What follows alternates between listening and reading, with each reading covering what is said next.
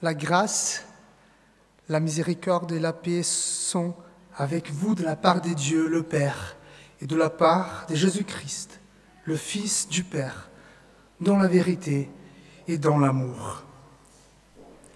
Notre salut est dans le nom du Seigneur Dieu, qui est, qui était et qui vient.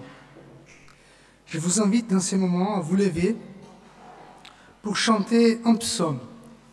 Vous savez, nous sommes une église réformée évangélique et traditionnellement, on chante des psaumes. Donc pour ceux qui connaissent les psaumes 100, vous pouvez chanter.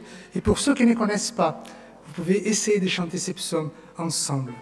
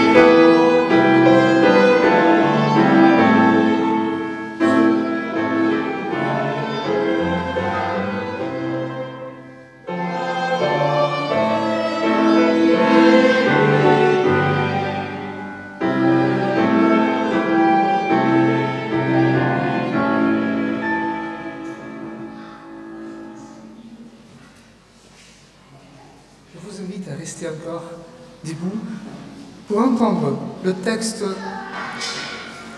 qui parle de la louange de Dieu. 1 Chronique, chapitre 29, verset 10. David bénit l'Éternel en présence de toute l'assemblée. Il dit, « Béni sois-tu d'éternité en éternité, Éternel, Dieu de notre Père Israël. À toi, Éternel, la grandeur, la force et la magnificence, l'éternité et la gloire, car tout ce qui est au ciel et sur la terre t'appartient. À toi, Éternel, le règne, car tu t'élèves souverainement au-dessus de tout. C'est de toi qui viennent la richesse et la gloire. C'est toi qui domines sur tout. C'est dans ta main que sont la force et la puissance. C'est ta main qui a le pouvoir d'agrandir et d'affermir toutes choses.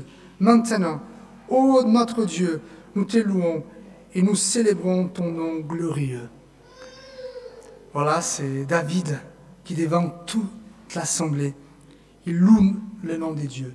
Je vous invite maintenant de louer aussi le nom de notre Dieu, notre Sauveur. Nous allons chanter 2 chants. Ce sont des chants qui exaltent la grandeur de Dieu. Nous pouvons le faire en tant que prière. Nous pouvons louer notre Dieu.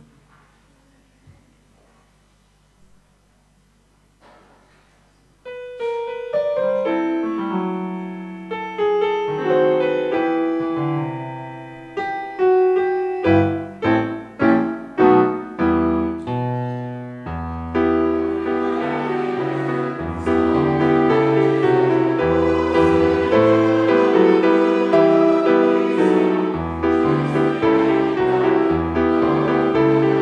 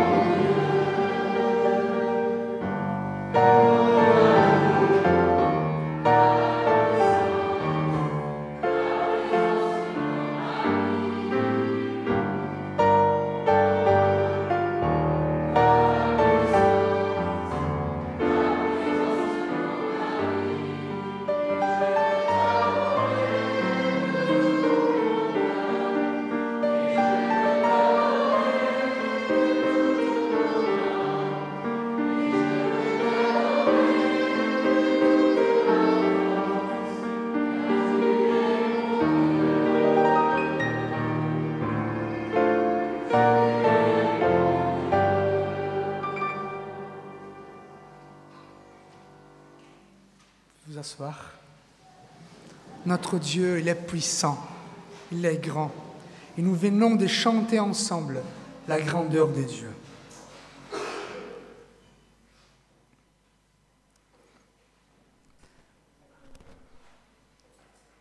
Et pour le bon fonctionnement de son peuple, pour la sainteté de son peuple, Dieu nous a donné des lois. Il nous a dit ce qu'il voulait de nous. C'est un vrai cadeau de la part de Dieu. Les lois, c'est la grâce de Dieu envers son peuple. Aspirons aux dons les meilleurs. Voici la voie par excellence. L'amour prend patience. L'amour rend service. Il ne jalouse pas. Il ne se vante pas. Il ne s'enfle pas d'orgueil. Il ne fait rien de laid. Il ne cherche pas son intérêt. Il ne s'irrite pas. Il n'entretient pas de rancune. Il ne se réjouit pas de l'injustice, mais il trouve sa joie dans la vérité. Il excuse tout. Il croit tout. Il espère tout. Il endure tout. L'amour ne périt jamais. Frères et sœurs, voilà ce que Dieu souhaite pour son peuple. L'amour. L'amour qu'il nous a donné. Mais malheureusement, on n'arrive pas toujours à aimer comme Jésus nous a aimés. C'est pour ça que nous arrivons devant lui, ici, ensemble, et nous lui demandons pardon. Pardon pour nos fautes, pardon pour nos oublis, pardon pour nos mépris. En tant que peuple de Dieu, nous venons vers lui, il nous accepte, parce que la grâce nous a été donnée avant. Je vous invite maintenant à chanter les chants « Si mon peuple s'humilie ». Je vous invite à chanter ces chants comme une prière de confession des péchés auprès de Dieu. Vous pouvez rester assis pour chanter ces chants.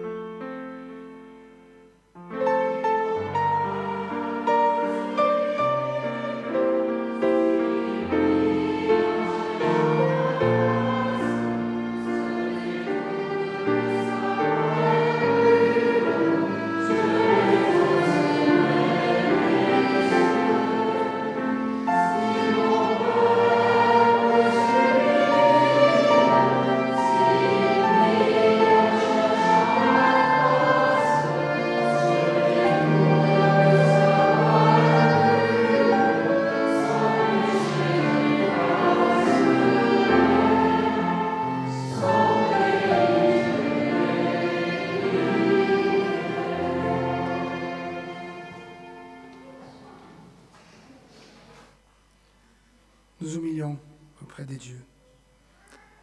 Prions. Père, saint et très bon, toi seul sais combien, souvent et gravement, nous avons péché et pensé en parole et en acte. Nous ne t'avons pas aimé de tout notre cœur. Nous avons gaspillé tes dons. Nous nous sommes écartés de ton chemin. Nous nous sommes conduits comme des enfants ingrats. Nous n'avons pas aimé notre prochain comme nous-mêmes. Nous avons été indifférents et durs à son égard.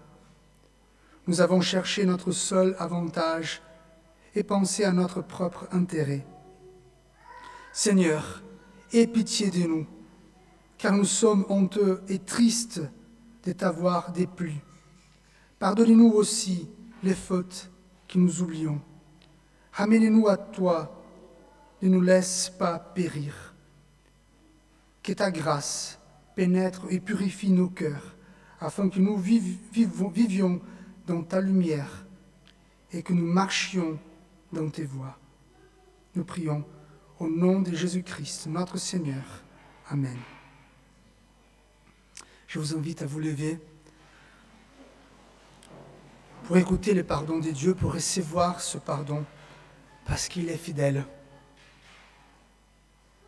Rappelons-nous les promesses des grâces faites à tous ceux qui se repentent et qui croient. Dieu a tant aimé le monde qu'il a donné son Fils unique, afin que quiconque croit en lui ne meure pas, mais qu'il ait la vie éternelle. Tous ceux qui croient en Jésus-Christ. Le Fils de l'homme est venu chercher et sauver ceux qui étaient perdus. Nous avons été rendus justes devant Dieu à cause de la foi, et nous sommes maintenant en paix avec lui, notre Seigneur Jésus-Christ. Nous pouvons chanter ensemble. À Dieu soit la gloire. C'est lui notre Sauveur.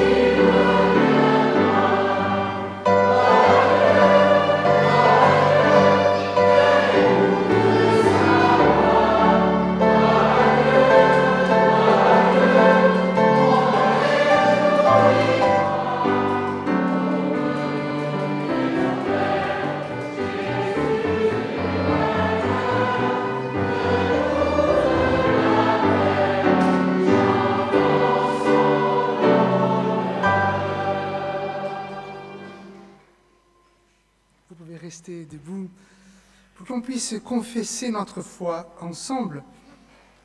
Aujourd'hui, nous n'allons pas lire le texte, les symboles des apôtres, mais nous allons chanter. Je vous invite à confesser votre foi en chantant « Seigneur, par la clarté ». Ça parle du Christ, ça parle de sa lumière, de sa gloire. Donc en chantant ces chants, nous confessons publiquement notre foi en Christ.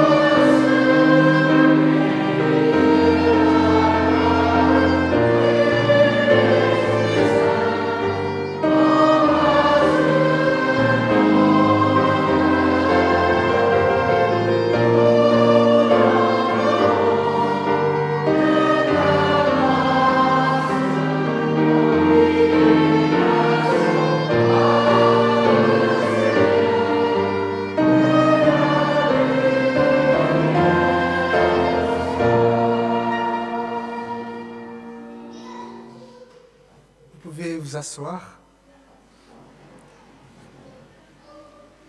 Vous savez, il y a deux genres de chants chrétiens. Il y a les chants liturgiques, sont les chants qui sont chantés dans l'Église, les chants chrétiens qui sont des chants comme les autres. Et parfois, dans les chants liturgiques, il faut faire attention. Par exemple, ce sont des chants qui sont chantés par l'Assemblée. Il faut éviter le « je », parce que nous chantons « nous ». Et en choisissant les chants, là, Seigneur, par ta clarté, il y a un moment qu'elle dit « brillez sur moi ». Je disais, c'est trop individualiste quand même comme chant. Mais si on regarde les chants, là, je ne vais pas faire l'exégèse des chants, mais « brille sur moi », couvre ces pays, embrase nos cœurs, remplit les nations. Donc ça commence ici, dans notre cœur, pour qu'on puisse faire la lumière de Jésus briller sur toutes les nations. Et si on regarde un peu ce qui se passe dans le monde a besoin de la lumière de Christ. Les amis, comme vous le savez, pour les offrandes, nous ne passons pas encore les corbeilles, mais pour ceux qui sont venus préparer, il y a des paniers, des corbeilles au fond, dans lesquels vous pouvez déposer les offrandes à la sortie du culte. Mais nous voudrions quand même prier pour remercier déjà Dieu pour son soutien à la vie de l'Église. Prions. Seigneur, nous te remercions pour tous ceux et celles qui contribuent à la vie de l'Église, soit par des moyens financiers, par leurs dons, par leur disposition et disponibilité, Seigneur. Mais nous savons que c'est toi, celui qui soutient notre Église. C'est par ta grâce.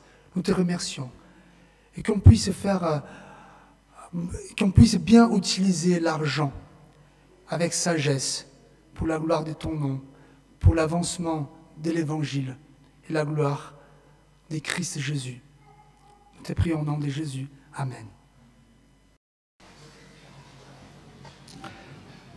Je me souviens, il y a plus de 30 ans maintenant, j'avais prêché dans une église protestante à Bonn, en Allemagne. C'était la période où on commençait à chanter le chant « Brille ô Jésus ». Et c'était une église de diplomates avec des gens qui venaient un peu de toute la terre. Et ils chantaient « Embrasse nos cœurs » au lieu de chanter « Embrase nos cœurs ». Et je me suis toujours demandé s'il valait mieux que nos cœurs soient embrasés ou embrassés par le Saint-Esprit. Peut-être les deux. Voilà, je laisse cette question sur votre conscience. Que le Seigneur nous embrasse, dans le sens littéral du terme, n'est-ce pas, qui nous entoure par derrière et par devant, comme dit le psaume, et qui nous embrase aussi.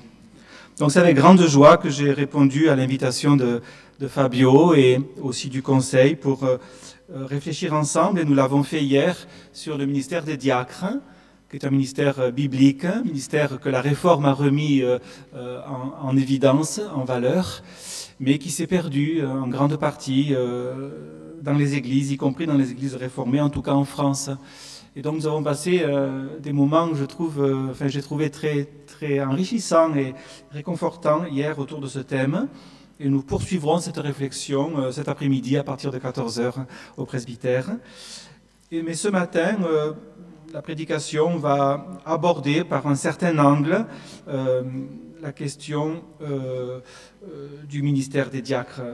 Vous allez voir. Donc je vous invite à écouter la première lecture, se trouve dans la lettre de Paul aux Romains au chapitre 12.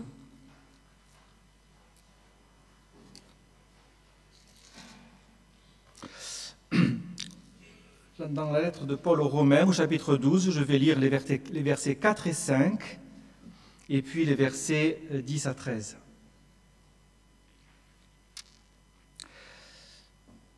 Verset 4. Comme nous avons plusieurs membres dans un seul corps,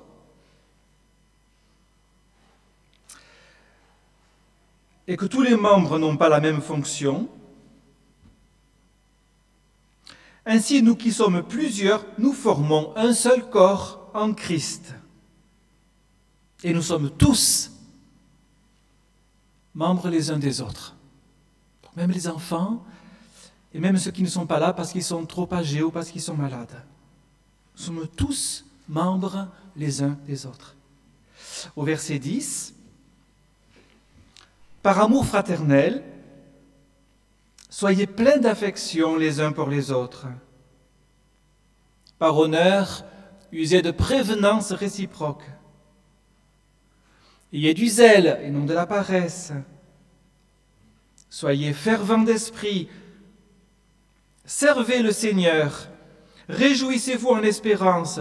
Soyez patients dans l'affliction. Persévérez dans la prière. Pourvoyez aux besoins des saints. » Ma prédication, dans quelques instants, retiendra particulièrement ce dernier verset que je relis. Persévérez dans la prière, pourvoyez aux besoins des saints. Mais avant cela, je vous propose d'écouter encore la lecture de quelques versets dans l'évangile de Matthieu. Je vais lire la fin du chapitre 10. Matthieu chapitre 10, versets 40 à 42. C'est Jésus qui parle. « Celui qui vous reçoit, me reçoit. Et celui qui me reçoit, reçoit celui qui m'a envoyé. » C'est vraiment vertigineux comme parole. Hein. Je le relis. « Celui qui vous reçoit, il parle à ses disciples. Celui qui vous reçoit, me reçoit. Et celui qui me reçoit, reçoit celui qui m'a envoyé. » Celui qui reçoit un prophète en qualité de prophète recevra une récompense de prophète. Celui qui reçoit un juste en qualité de juste recevra une récompense de juste. Et quiconque donnera seulement un verre d'eau froide à l'un de ces petits parce qu'il est mon disciple, je vous le dis en vérité, il ne perdra pas sa récompense. Au chapitre 18, je lis le verset 6. Matthieu 18, verset 6. Mais, ça pourrait faire suite exactement à ce qu'on vient de lire, hein, mais voilà. Mais si quelqu'un scandalisé, c'est-à-dire était une occasion de chute, pour un de ces petits qui croient en moi, il vaudrait mieux pour lui qu'on suspendît à son cou une meule de moulin et qu'on le jetât au fond de la mer. Et je lis enfin, au chapitre 25, le verset 40, c'est un verset qui a été beaucoup prêché, si on peut dire, depuis ces dernières décennies, mais avec un sens quelquefois dilué ou équivoque. Voilà, donc je lis ce verset, verset 40. « Le roi leur répondra, je vous le dis en vérité, toutes les fois que vous avez fait ces choses, ou que vous n'avez pas fait ces choses, c'est dit comme ça un peu plus loin, à l'un de ces petits de mes frères, c'est à moi que vous les avez faites. »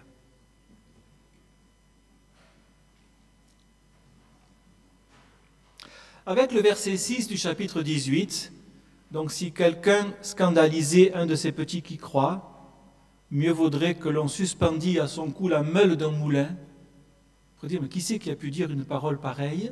Mais c'est Jésus. Jésus a dit cela un jour. Il vaudrait mieux qu'on suspendît à son cou la meule d'un moulin et qu'on le jetât au fond de la mer. C'est une des paroles les plus terrifiantes de la Bible. Elle n'est pas dans le Lévitique ou dans le livre des Juges, elle est au cœur de l'Évangile. C'est Jésus qui l'a dite. Et Jésus, avec cette parole, on pourrait dire choquante, nous fait entendre une vérité qui court tout au long de l'Écriture. Tout au long de l'Écriture, ce que l'on fait à un membre de Christ, on le fait à Christ. Donc voilà une première clé que je vous donne d'emblée, pas difficile à retenir comme formulation, mais ça a des répercussions quand même considérables. Hein, considérables. Je le redis, ce que l'on fait à un membre du peuple de Dieu, on le fait à Dieu. Voilà. Déjà, dans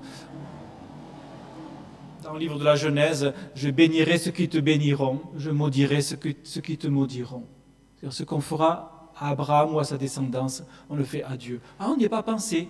Eh bien oui, c'est comme cela. Donc c'est une révélation, hein, que ta lumière soit, on vient de le chanter, la lumière est faite sur quelque chose qui pourrait paraître un petit peu obscur ou sans grande importance. Ce que l'on fait en bien ou en mal, à un membre de Christ, quel qu'il soit, on le fait à Christ. C'est un mystère. La Bible appelle cela un mystère, mais un mystère, ce n'est pas une chose qu'on ne comprend pas, c'est une chose qui est tellement grande qu'on ne peut pas la comprendre entièrement, mais quand même on la comprend un peu, n'est-ce pas? Il vaut mieux la comprendre un peu. Voilà. Maintenant, j'en viens au chapitre 12 de la lettre aux Romains, et je m'attarde quelques instants sur le verset 10. Voilà. Par amour fraternel, soyez pleins d'affection les uns pour les autres. Là aussi, la formulation n'est pas très compliquée, mais elle nous dit quand même des choses importantes. L'amour fraternel, dans le texte grec, c'est le mot Philadelphia. C'est un seul mot, hein, la Philadelphie. Philo, aimer, adelphos, le frère, les frères. Et donc, par amour fraternel, soyez pleins d'affection les uns pour les autres. On retrouve là, on pourrait dire, ce qui caractérise une famille. N'est-ce pas? Dans une famille, on le voit maintenant, surtout dans les circonstances difficiles, n'est-ce pas? Les liens familiaux deviennent extrêmement importants. Voilà, des Ukrainiens qui vont au Portugal, parce qu'au Portugal, ils ont de la famille, on va nous recevoir. Oui. Donc, soyez pleins d'affection les uns pour les autres. L'expression les uns les autres, d'ailleurs, dans la Bible, est toujours réservée aux membres du peuple de Dieu. C'est ainsi, avec cette dimension de réciprocité, et qui est évidemment très précieuse à vivre en tant que celui qui donne et en tant que celui qui reçoit. Et normalement, on devrait tous pouvoir donner de l'affection et recevoir de l'affection, n'est-ce pas? On pourrait appeler cela la circulation de la grâce. Pas seulement ceux qui donnent et ceux qui reçoivent. Celui qui donne doit recevoir, celui qui reçoit doit aussi donner. On l'a mentionné hier avec les membres du Conseil. La Bible, voilà. La seconde partie de ce verset est moins facile à comprendre à première lecture. Par honneur, usez de prévenance réciproque. Ouf! Alors, l'honneur, on ne sait pas trop ce que ça veut dire. Les prévenances, ce n'est pas un mot très simple, n'est-ce pas? Et alors, qu'est-ce que ça veut dire, par honneur? On pourrait paraphraser cette phrase en disant, à cause de la valeur élevée de chacun. Voilà. Le mot honneur a donné honoraire, par exemple, vous voyez. Donc les honoraires, c'est le prix. Voilà. C'est la valeur. Vous estimez un vase à telle valeur. Voilà. C'est l'honneur de ce vase. Et donc, on pourrait paraphraser en disant, à cause du prix élevé que vous avez, les uns et les autres, probablement un prix bien plus élevé que ce que vous imaginez. Je vais dire encore quelque chose à ce sujet dans un instant. À cause du prix élevé, eh bien, usez de précautions les uns envers les autres. Ne vous ébréchez pas, on pourrait dire. Vous êtes des porcelaines précieuses, un peu fragiles. Ne vous ébréchez pas dans vos regards, dans vos paroles, dans vos attitudes les uns envers les autres. Usez de précautions, comme on use de précautions envers des choses précieuses. Bref, pas laisser tomber par terre, il ne faut pas le choquer, il ne faut pas l'entrechoquer. Voilà. La traduction œcuménique de la Bible dit « rivaliser d'estime réciproque ». C'est très beau, hein, parce que estime, vous voyez, estimer, ça rappelle la valeur d'une chose. Voilà. Ce que je voudrais préciser maintenant à ce sujet, c'est que cette grande valeur, dans ce texte, ne parle pas simplement de la valeur que nous avons en tant qu'être humain, mais de la valeur ajoutée que nous avons en tant que membres de Christ. Voilà une seconde clé très importante. Donc tous les hommes ont de la valeur. D'accord? Et l'apôtre Pierre dit dans sa première lettre, honorez tous les hommes. Donc tout homme, même un mendiant, même un clochard, même un brigand, même un assassin, votre regard lui dit, tu as plus de valeur que ce que tu crois. Ça, c'est très important. C'est que le regard parle beaucoup. Hein, voilà. Et donc, quand nous regardons quelqu'un, quel qu'il soit, notre regard dit, tu as plus de valeur que ce que tu crois. Bon, ça c'est très important. Honorer tous les hommes, les femmes aussi. Voilà. Le texte dit ensuite, aimer les frères. Hein. Oui, c'est singulier ce verset quand même. Honorer tous les hommes, aimer les frères. Ça peut poser question. Enfin, c'est l'apôtre Pierre qui le dit. Je pourrais en parler jusqu'à ce soir de ce verset, tellement il me paraît très important. Ne changeons pas la parole de Dieu, n'est-ce pas? Honorons tous les hommes, ça veut dire beaucoup de choses. L'amour est la caractéristique du peuple de Dieu en tant que membre d'un même corps. c'est particulier, n'est-ce pas? Voilà. Et donc, à cause de la valeur que vous avez en tant que membre de Christ, je conçois que tout le monde ne peut pas comprendre ça, mais il serait heureux que nous le comprenions, frères et sœurs, n'est-ce pas? Ce n'est pas un moins pour les autres, c'est un plus pour nous. Et ce n'est pas un plus simplement pour se faire plaisir, pour se rengorger, c'est un plus qui est lié à notre nouvelle nature, à notre vocation. Avec ce principe que j'ai rappelé au début de ce message, ce que l'on fait à un membre du corps de Christ, on le fait à Christ. C'est ainsi. Ce n'est pas de l'ordre du mérite, bien sûr, c'est de l'ordre de la grâce. On ne le comprend pas, n'est-ce pas? Je pense à Marie qui dit, mais comment cela peut-il se faire? Saint-Esprit te couvrira de son ombre. Ça ne vient pas de nous, n'est-ce pas? Ça ne vient pas de nous. Mais on ne va pas pour autant le laisser de côté. Voilà. À cause de la valeur que vous avez en tant qu'être humain, comme tous les hommes, toutes les femmes, tous les êtres humains, on dit maintenant, bon, mais en tant que chrétiens, voilà, nous sommes membres d'un même corps, nous l'avons lu tout à l'heure, et ce corps, c'est Christ. Il est vrai qu'en apparence, un chrétien ne diffère pas d'un non-chrétien, et quand vous rencontrez quelqu'un dans la rue, a priori, vous ne savez pas si c'est un chrétien ou c'est un non-chrétien. C'est vrai. Mais quand même, un chrétien est un chrétien et un non-chrétien est un non-chrétien. Eh oui, c'est comme ça. Donc nous, on ne sait pas exactement, Dieu le sait. Évidemment, quand on ne sait pas, on ne sait pas. Quand on le sait, on le sait. Et on fait avec ce qu'on sait, bien sûr. Et donc on pourrait dire, pour éviter de faire du mal à un chrétien, on va faire du mal à personne, du coup. Vous comprenez? Donc, si vous voulez, il y a une étendue qui s'opère. Et donc, tout le monde, quelque part, est au bénéfice de cela. Mais quand on est devant un chrétien, Christ est présent d'une manière particulière.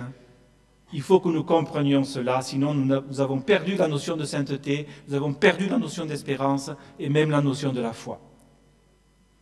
Donc, ce sont des choses un peu difficiles, mais qui sont très importantes. Je pense par exemple au prophète Malachie, qui dit au peuple de Dieu, qui vous touche, qui dit au peuple de Dieu, qui vous touche, touche la prunelle de mon œil.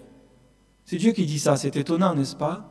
Voilà, Dieu qui brûle dans un feu éternel, il parle de la prunelle de son œil et il parle de son peuple. Son peuple. C'est comme cela. Il ne faut pas avoir peur de cela, ni honte de cela. Il faut honorer cette parole, il faut honorer cet enseignement. Et cet enseignement, en fait, c'est une promesse à la face du monde, parce qu'à l'amour que nous aurons les uns pour les autres, tous verront que nous sommes ses disciples. Ils chercheront à comprendre quelle est la clé, quelle est la porte. Comment c'est possible que nous aussi nous vivions cela? C'est par Christ, c'est seulement par Jésus-Christ. Je pense souvent à cette parole de Jésus à Saul de Tarse. Saul de Tarse ne croyait pas en Jésus. Saul de Tarse ne croyait pas en Jésus. Il pensait qu'on avait dérobé son corps. Il y avait encore quelques chrétiens. Il persécutait ces chrétiens en disant on va les faire taire. On va les faire comme certains voudraient nous faire taire encore aujourd'hui. Et il disait bientôt il n'y en aura plus. Et un jour, vous savez, vous vous rappelez ce qui s'est passé, hein? Jésus en personne, Jésus ressuscité, Jésus élevé à la droite de Dieu, se révèle à Saul et dit à Saul, je suis Jésus que tu persécutes. Et là, Saul, en une phrase, a appris deux choses capitales. D'une part, Jésus est toujours vivant. Deuxièmement, ce qu'on fait à un membre de Christ, on le fait à Christ. Voilà. J'aimerais que cette parole inspire en vous et au milieu de vous des attentions et des initiatives et des manières d'être renouvelées. Si je descends un petit peu dans ma lecture, j'observe une alternance étonnante dans ce que dit l'apôtre Paul. Je lis, il dit « Soyez pleins d'affection et d'estime réciproque », verset 10. Verset 11, « Servez le Seigneur ». Verset 12, « Persévérez dans la prière ». Verset 13, « Pourvoyez aux besoins des saints ». Et donc il y a une juxtaposition de recommandations qui concernent la relation avec Dieu, avec Jésus, priez sans cesse, servez le Seigneur, Comment on fait pour servir le Seigneur au fait? De quoi il a besoin? Bon, de la louange, n'est-ce pas? De l'offrande de nos cœurs et de nos vies, mais aussi, soyez pleins d'affection les uns pour les autres, pourvoyez aux besoins des saints. Et là, on arrive au ministère des diacres dans l'Église. Mais pas seulement des diacres, de toute l'Église. Parce qu'il s'adresse aux Romains, il ne s'adresse pas aux diacres. Voilà. Et donc, je relève cette alternance, cette juxtaposition. L'affection réciproque, c'est horizontal, mais c'est en Christ. Servir le Seigneur, on pourrait dire, c'est vertical. Persévérer dans la prière, c'est plutôt vertical. Et pourvoir aux besoins des saints. Voilà une expression qui revient plusieurs fois dans la lettre de Paul notamment. Pourvoir aux besoins des saints. Ouh là là, alors on sait un peu quand ça commence, on ne sait pas quand ça s'arrête. Donc il faut le gérer. Normalement, c'est l'office des diacres. C'est un des offices des diacres dans une église. Alors quelques-uns diront, oui, ça fait un bel équilibre. L'horizontalité, c'est la dimension associative. La verticalité, c'est la piété. Ça fait un bel équilibre. C'est plus qu'un bel équilibre. Voyez. Parce qu'il peut y avoir la prière et l'action sans lien véritable entre les deux. Ça ne fait pas un équilibre. Ça fait deux pôles d'activité différents. Et c'est un risque, n'est-ce pas? La prière, terminée, l'action. Et le lien entre les deux, il est où alors? Et la foi, elle se situe où? Et l'espérance, et l'amour dont on a entendu parler tout à l'heure, il est où dans la prière? Il est où dans l'action? C'est quoi le lien? C'est quoi la cohérence entre les deux? Et donc il ne s'agit pas seulement d'un bel équilibre, il s'agit de vivre la réalité de deux communions, la communion avec les frères et les sœurs en Christ, et la communion avec le Seigneur. Et ces deux communions, en fait, n'en forment qu'une. C'est un peu une autre clé que je donne là. Je donne des clés ce matin, un trousseau. Mais pas que ce matin, tous les dimanches, et pas que le dimanche. Voilà. Ces deux communions n'en forment qu'une. Ce que l'on fait à un frère ou une sœur, on le fait à Christ. L'apôtre Jean, par exemple, le dit très clairement, si quelqu'un dit qu'il aime Dieu, qu'il haïsse son frère, c'est un menteur. Le frère, c'est le chrétien, hein. Pas la peine de préciser, mais je précise quand même. Le frère, c'est le disciple. Voilà. Juste après, il dit, celui qui est né de Dieu, il aime celui qui l'a fait naître et celui qui est né. Voilà. C'est le même amour. En fait, l'amour pour les frères, c'est l'amour de Christ pour ses frères au travers de nous. Je le redis parce que c'est un peu compliqué. L'amour que nous avons pour nos frères et sœurs, c'est l'amour de Christ pour ses frères et sœurs, mais au travers de nous. Il viendrait d'où sinon cet amour, n'est-ce pas? C'est la grâce. Ça vient de Dieu. Et donc, je vais formuler cela dans une phrase qui me paraît très importante. Quand j'aime mon frère ou ma sœur, et notamment quand je pourvois à ses besoins, qui peuvent être très divers, c'est Christ qui l'aime au travers de moi, et c'est Christ que j'aime au travers de lui, au travers d'elle. Voilà. Et donc je vais le redire encore une fois parce que cette phrase me paraît très importante. Quand j'aime, quand j'aide, quand je reçois, quand je visite, quand j'accueille, quand je bénis, quand je prends soin d'un frère ou d'une sœur, n'importe qui, n'est-ce pas? C'est Christ qui l'aime, qui le visite, qui l'accueille, qui prend soin de lui au travers de moi. Et c'est Christ que j'aime au travers de lui, au travers d'elle. J'aimerais que vous reteniez cela. Voilà. Le repas du Seigneur, on en a parlé hier, on en reparlera cet après-midi en quelques mots. Le repas du Seigneur dit cela très bien, n'est-ce pas? La double communion. Nous la vivons avec le repas du Seigneur. Nous disons au Seigneur notre reconnaissance infinie, éternelle, d'avoir accompli cette œuvre de rachat qui nous permet maintenant d'avoir une espérance jusqu'au jour où j'en boirai de nouveau avec vous dans le royaume de mon Père. Quelle humiliation, quelle gloire! Mais tous ceux qui ont part à cette même coupe, à ce même pain, se doivent maintenant ce que l'on se doit entre frères et sœurs en Christ. Et ce n'est pas simplement bonjour le dimanche matin, vous savez bien. Voilà. Et nous avons évoqué cela hier en un mot, j'en dis un mot maintenant.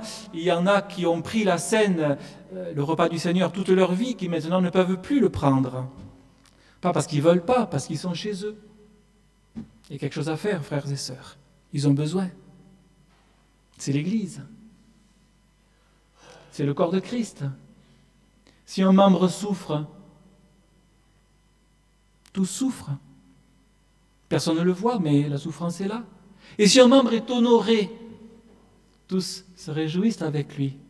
Et donc il y a une dimension invisible dans ce corps. Parce que ce corps, il n'est pas seulement là sur les bancs du dimanche ou dans les réunions de semaine. Ce corps, il est là aussi un peu dispersé dans les quartiers, les collines, les maisons isolées, les maisons de retraite, les hôpitaux, je ne sais pas quoi encore. Il y a des personnes qu'on ne voit plus. Et le diable vient pour dire, tu vois la communion fraternelle, tu vois l'espérance, tu vois la foi, c'est quoi tout ça, ces belles paroles? Et donc ces personnes, il faut les rejoindre. Aussi, c'est la santé de l'Église, c'est la santé du corps. Prenons soin du corps, frères et sœurs. C'est le souci des pasteurs, c'est le souci des diacres, c'est le souci de chaque chrétien. C'est le souci de Jésus-Christ, on pourrait dire, constamment. Celui qui laisse ses 99 brebis pour aller chercher celle qui manque. Et quand il l'a trouvée, il dit « Réjouissez-vous avec moi, car j'ai retrouvé ma brebis. »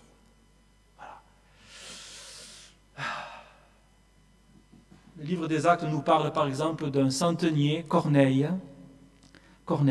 centenier romain, voilà, dont il est dit il était pieux et craignant Dieu. C'est très beau, n'est-ce pas? Un Romain qui était pieux et craignant Dieu. Franchement, on peut dire c'est un miracle. Comment on le sait? Comment on le sait? Il priait Dieu continuellement. Il faisait beaucoup d'aumônes au peuple. Le peuple, c'était le peuple d'Israël, frères et sœurs. Et voilà un Romain, un soldat romain, un centenier, ça veut dire il dit tuez-le, on le tue. Voilà. Il priait Dieu continuellement. Il faisait beaucoup d'aumônes au peuple de Dieu. C'était un homme qui craignait Dieu. Voilà. Et il va jouer un rôle important, y compris au milieu des apôtres. Et donc c'est un mystère cela, mais c'est un mystère que nous devons comprendre.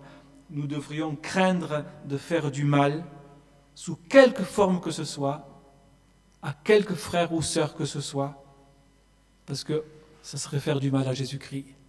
Nous devions désirer ardemment faire du bien. Il y a d'innombrables manières de faire du bien, notamment par des visites, n'est-ce pas? Et chacun de nous peut faire des visites, au moins une visite par semaine. Allez, tous les 15 jours, pour ceux qui sont très occupés, faites une visite tous les 15 jours, si vous ne pouvez pas faire plus. Voilà.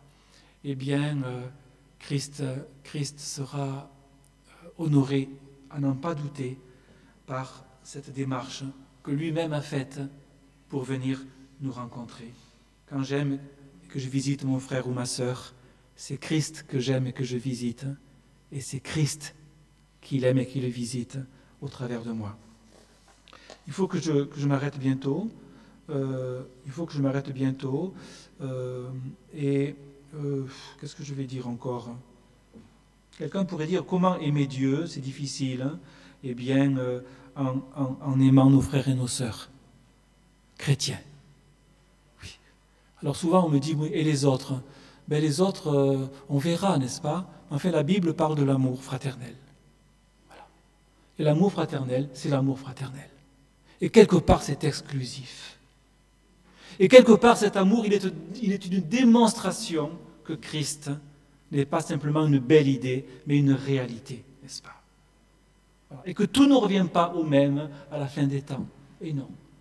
Tout ne revient pas au même. Et donc, dans l'amour fraternel, il y a une dimension de jugement, il y a aussi une dimension de proclamation. Voilà, cet amour, il est en quantité suffisante pour tous ceux qui voudront, n'est-ce pas? Tous, même le plus grand pécheur, il peut recevoir cet amour fraternel. Mais il faut passer par Christ. Donc c'est un appel. L'amour fraternel est une prédication. L'amour fraternel est une annonce de Christ. Voilà. C'est le quiconque croit en lui. Voilà. Ce quiconque, en fait, il exclut personne. Puisque c'est quiconque.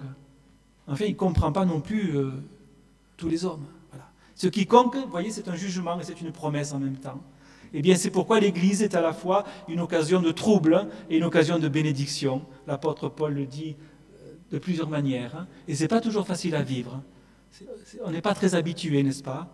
On préférerait être compris par tout le monde, être approuvé par tout le monde. Mais Jésus-Christ n'a pas été approuvé par tout le monde. Et dans le monde, les chrétiens ne sont pas toujours approuvés par tout le monde. S'ils sont approuvés par le Seigneur, c'est vraiment bien. Voilà, écoutez, frères et sœurs, je ne veux pas prolonger, mais je voudrais rappeler une de ces clés que j'ai données ce matin. Ce que je fais à un membre du peuple de Dieu, quel qu'il soit, même le plus petit, celui qui a le moins d'apparence, ce que je fais à un membre du peuple de Dieu, en bien ou en mal, je le fais à Jésus-Christ. Je vous invite à la prière.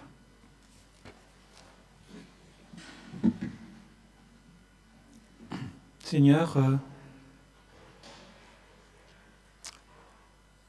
nos oreilles ont entendu, nos yeux même ont contemplé ce que nous dit ta parole, qui nous dérange, qui nous montre les sentiers justes, ces sentiers qu'on trouve quand on écoute ta voix qui nous appelle, ce sentier où on se sent seul quelquefois parce que c'est étrange, mais c'est là où est la bénédiction, c'est là où est la lumière, c'est là où est la guérison, c'est là où est la joie profonde, même au milieu des larmes.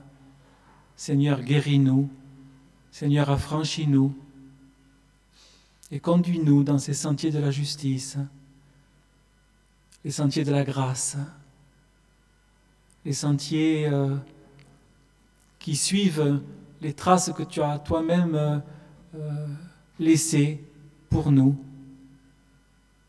Là où le Saint-Esprit parle dans les cœurs.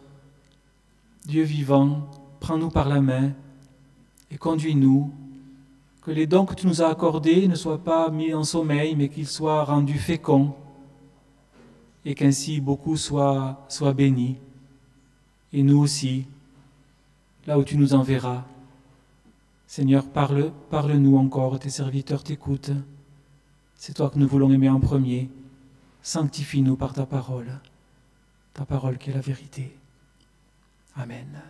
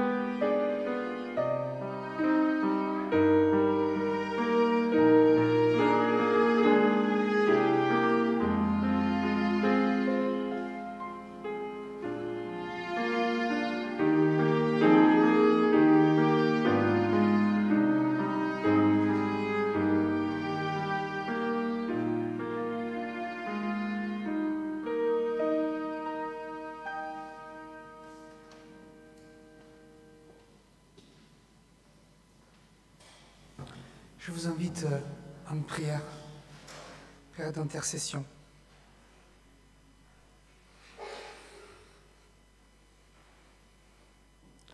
Seigneur, Père éternel, Seigneur, Créateur de tout l'univers, souviens-toi de ton Église et manifeste ta grâce et ta vérité dans notre peuple et parmi tous les peuples du monde.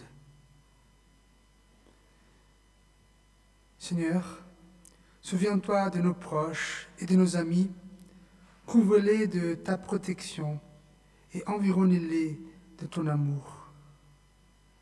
Nous les nommons en silence devant toi.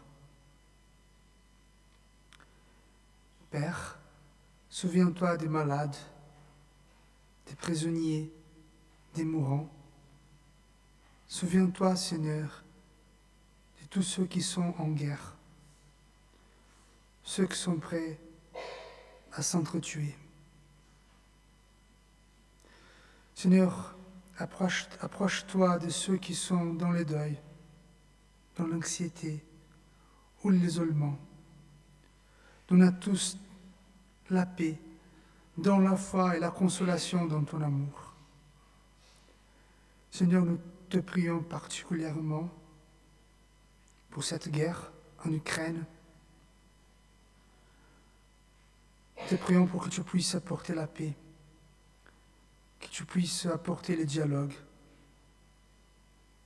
Nous te demandons aussi d'avoir un cœur compatissant avec ces gens qui sont en train de vivre un moment difficile. Seigneur, sois avec ton Église, sois avec ton peuple. Brille sur nous, Seigneur. Te prions au nom de Jésus, notre Seigneur et notre Père. Amen. Je vous invite à vous lever pour recevoir la bénédiction de la part de Dieu.